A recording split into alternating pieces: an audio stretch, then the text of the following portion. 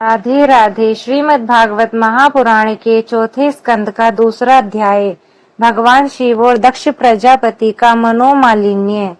विदुर जी ने पूछा, हे ब्राह्मण, प्रजापति दक्ष तो अपनी लड़कियों से बहुत ही स्नेह रखते थे, फिर उन्होंने अपनी कन्या सती का अनादर करके शीलवानों में सबसे श्रेष्ठ श्री महादेव जी से द्वेष क्यों किया? महादेव जी भी चराचर के गुरु, वैर रहित शांत मूर्ति, आत्मा राम और जगत के परम आराध्य देव हैं। उनसे भला कोई क्यों बैर करेगा? भगवान उन असुर और दामाद में इतना द्वेष कैसे हो गया, जिनके कारण सती ने अपने दुस्त्यज प्राणों तक की बलि दे दी? यदि आप मुझसे कहिए। श्री मैत्रेय जी ने कहा, हे विदुर जी, पहले एक बार प्रजापतियों के यज्ञ में सब बड़े बड़े ऋषि, देवता, मुनि और अग्नि आदि अपने अपने अनुयायियों सहित एकत्र हुए थे। उसी समय प्रजापति दक्ष ने भी उस सभा में प्रवेश किया। वे अपने तेज से सूर्य के समान प्रकाशमान थे और उस विशाल सभा भवन का अंधकार दूर किए देते थे। उन्हें आया देखकर ब्रह्मा जी और महादेव जी के अतिरिक्त अग्नि पर्यंत सभी सभासद उनके तेज से प्रभावित होकर अपने अपने आसनों से उठ खड़े हो गए। इस प्रकार समस्त सभासदों से भली भांति सम्मान प्राप्त करके तेजस्वी दक्ष जगत पिता ब्रह्मा जी को प्रणाम करके उनकी आज्ञा से आसन पर बैठ गए। परंतु महादेव जी को पहले से ही बैठा देखकर तथा उनसे अभ्युत्थान आदि के रूप में कुछ भी आदर न पाकर दक्ष को उनका यह व्यवहार सहन नहीं हुआ। उन्होंने उनकी ओर टेढ़ी नजर से इस प्रकार देखा मानो उन्हें वे क्रोध अग्नि से जला देंगे। फिर कहने लगे, देवता और अग्नियों के सहित समस्त महर्षि ब्रह्म ऋषिगण, मेरी बात सुनो। मैं नासमझी या द्वेष वक्त नहीं कहता हूँ, बल्कि शिष्टाचार की बात कहता हूँ। यह निर्लज्ज महादेव समस्त लोकपालों की पवित्र कीर्ति को धूल में मिला रहा है। देखिए, इस घमंडी ने सत्पुरुषों के आचरण को लज्जित और मटिया मेट कर दिया है। बंदर के से नेत्र वाले इसने सत्पुरुषों के समान मेरी सावित्री सरीखी मृगनयनी पवित्र कन्या का अग्नि और ब्राह्मणों के सामने पानी ग्रहण किया था, इसलिए यह एक बार मेरे पुत्र के समान हो गया था। उचित तो यह था कि वह उठकर मेरा स्वागत करता, मुझसे प्रणाम करता, परंतु इसने वाणी के द्वारा भी सत्कार नहीं किया। हाय, जिस प्रकार शूद्र को कोई वेद पढ़ा दे, उसी प्रकार मैंने इच्छा न होते हुए भी भावी वशिष्ठ को अपनी सुकुमारी दे दी। इसने सत्कर्म का लोप कर दिया। यह सदा अपवित्र रहता है, बड़ा घमंडी और धर्म की मर्यादा को तोड़ रहा है। यह प्रेतों के निवास स्थान भयंकर शमशानों में भूत प्रेतों के साथ लिए घूमता रहता है। पूरे पागल की तरह सिर के बाल बिखेरे हुए नंग धड़ंग भटकता रहता है, कभी हंसता है, कभी रोता है। यह सारे शरीर पर चिता की अपवित्र भस्म लपेटे रखता है। गले में भूतों के पहनने योग्य नरमुंडों की माला और शरीर में हड्डियों के गहने पहने रखता है। यह बस नाम भर का ही शिव है, वास्तव में है पूरा अशिव, अमंगल रूप। जैसे यह स्वयं मत वाला है, वैसे ही इसे मत वाले ही प्यारे लगते हैं। भूत प्रेत परमथ आदि नीरे तमोगुणी स्वभाव वाले जीवों का यह नेता है। अरे, मैंने केवल ब्रह्मा जी के बहकावे में आकर ऐसे भूतों के सरदार, आचारहीन और दुष्ट स्वभाव वाले को अपनी भोली भाली बेटी ब्याह दी। श्री मैत्रेय जी कहते, विदुर जी, दक्ष ने इस प्रकार महादेव जी को बहुत कुछ बुरा भला कहा, तथापि उन्होंने इसका कोई प्रतिकार नहीं किया। वे पहले की तरह निश्चल भाव से बैठे रहे।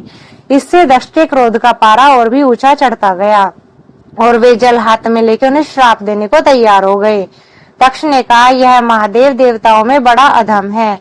अब से इसे इंद्र, उपेंद्र आदि देवताओं के साथ यज्ञ का भाग न मिले। उपस्थित मुख्य मुख्य सभासदों ने उन्हें बहुत मना किया, परंतु उन्होंने किसी की भी नहीं सुनी। महादेव जी को शाप दे ही दिया। फिर वे अत्यंत क्रोधित हो उस सभा से निकलकर अपने स्थान में चले गए। जब श्री शंकर जी के अनुयायियों ने अग्रगणीय नंदीश्वर को यह मालूम हुआ कि दक्ष ने शाप दिया, तो वे क्रोध से तमतमा उठे और उन्होंने दक्ष तथा उन ब्राह्मणों को जिन्होंने दक्ष के दुर्वचनों का अनुमोदन किया था, बड़ा भयंकर शाप दे दिया।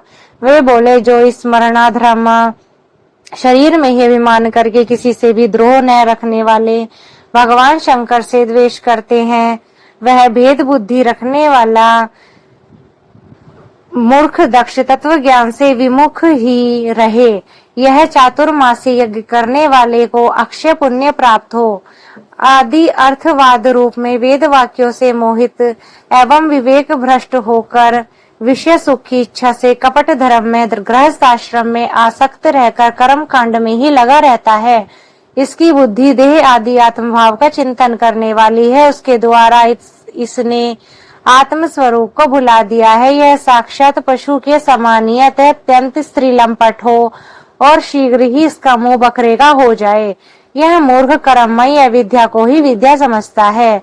इसलिए यह और जो लोग भगवान शंकर का अपमान करने वाले हैं, इस दुष्ट के पीछे पीछे चलने वाले हैं, वे सभी जन्म मरण रूपी संसार चक्कर में पड़े रहें। वेदवाणी रूप लता फलश्रुति रूप पुष्पों से सुशोभित उसके कर्म फल रूप मनमोहक गंधों से इनके चित्त शुद्ध हो रहे हैं। इससे ये शंकर द्रोही कर्मों के जाल में ही फंस रहे।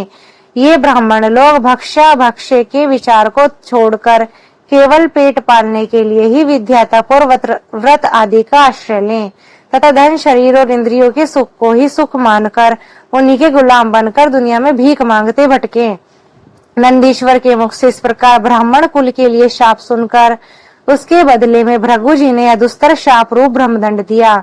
जो लोग शिव भक्त हैं तथा जो लोग उनके भक्तों के अनुयायी हैं, वे सत शास्त्रों के विरुद्ध आचरण करने वाले और पाखंडी हो जाएं। जो लोग शौचाचार विहीन मंद बुद्धि तथा जटा राख और हड्डियों को धारण करते हैं, वे ही शैव संप्रदाय में दीक्षित हों, जिसमें सुरा और आसव ही देवताओं के समान आदरणीय हैं। अरे तुम लोग जो धर्म मर्यादा के संस्थापक हो एवं वर्णाश्रमियों के रक्षक वेद और ब्राह्मणों की निंदा करते हो, इससे मालूम होता है तुमने पाखंड का आश्रय ले रखा है। यह वेद मार्ग ही लोगों के लिए कल्याणकारी और सनातन मार्ग है। पूर्व पुरुष इसी पर चलते आए हैं और इसी मूल साक्षात श्री विष्णु भगवान है।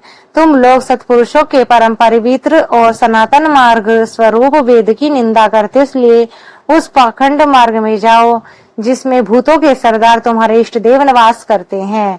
श्री मैत्रेय जी ने कहा, विदुर जी, भृगु ऋषि के इस प्रकार श्राप देने पर भगवान शंकर का कुछ खिन्न से हो वहां से अपने अनुयायियों से ही चले गए।